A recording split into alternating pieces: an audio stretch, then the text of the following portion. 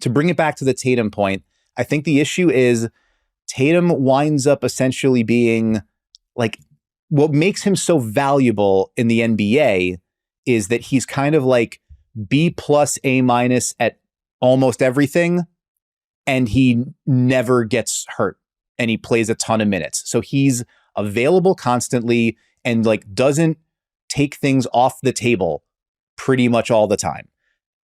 And that is a wildly valuable player to have on a night in, night out basis. On this kind of team, you look at all the other sort of options. He wasn't going to play over LeBron.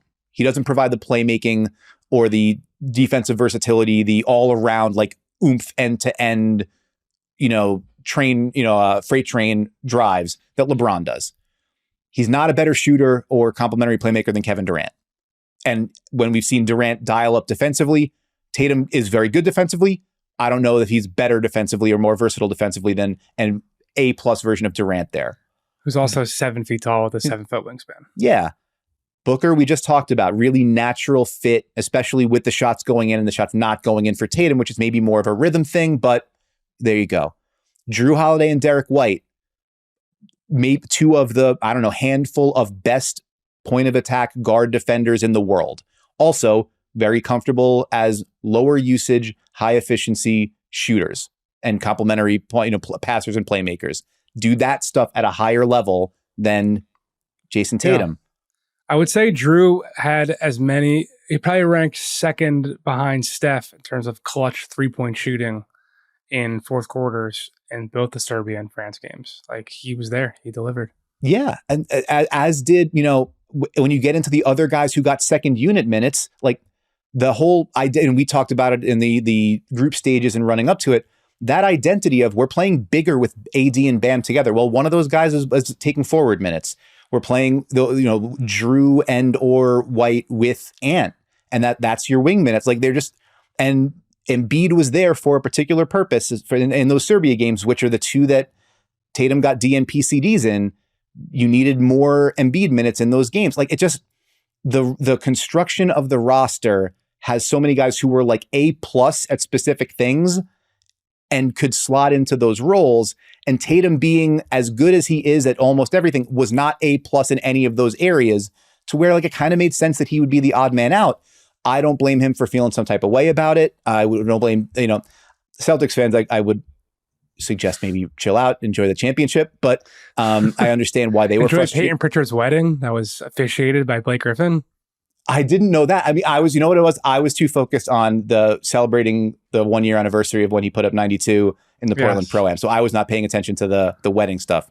You got to worry about fitting in and not fitting out. It's true. I should worry. I mean, listen, I should worry more about outfits, actually. My clothes suck. The Tatum quote, by the way, from Brian Windhorst: "It was a tough personal experience on the court, but I'm not going to make any decision off emotions." If you That's asked about me, 2028. Yeah, if you asked me right now if I was going to play in 2028, it's 4 years from now when I would have to take time and think about it. So I'm not going to make any decision based off this experience, how this experience was, or how I felt individually. And he added later, "I think the tough part is, yes, you can use things to fuel you, but I'm still human. Part of being in the moment, I've sacrificed and put a lot into this game and I work really, really hard. So in the moment, it's tough." Later said, "It's definitely challenging and humbling." So that's a tough situation.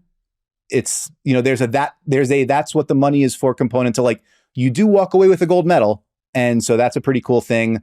And yeah, in 4 years, when LeBron is 43 and Durant is 40 and Steph is 39 or whatever, there's a golden opportunity for you to walk into a much more significant role where you being that good across the board at all these things, you are the piece that everything else fits around, as opposed to being the piece that has to fit in next to those guys. And he winds up being more of the fit out piece on this team.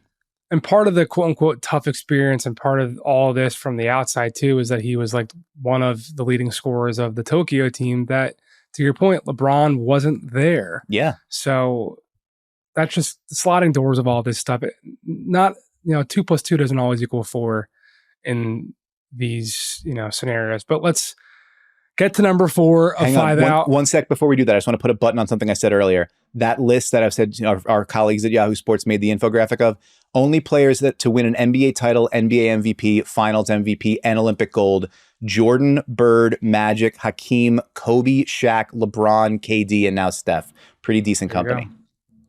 KD won his 4th gold medal, and he bought a minority stake in Paris Saint-Germain, PSG. I believe, not to pull rank on. Germain.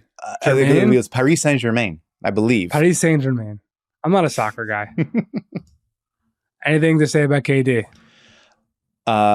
Very tall, good at basketball. He leaves the Olympics with more gold medals than any men's basketball player ever. He still trails who, Jake Fischer? I believe it's Diana Taurasi who won her 6th gold and didn't play much, but we're not talking about her tough personal experience. That's right. And also Sue Bird has 5. So KD leaves the Olympics as the leading scorer in American basketball history, past Lisa Leslie. He's now 8th on the all-time men's Olympic scoring list. If he decides to come back in 2028, he could rise up that list. And he told our friend Mark Spears of Anscape, as far as 28, who knows? We'll see.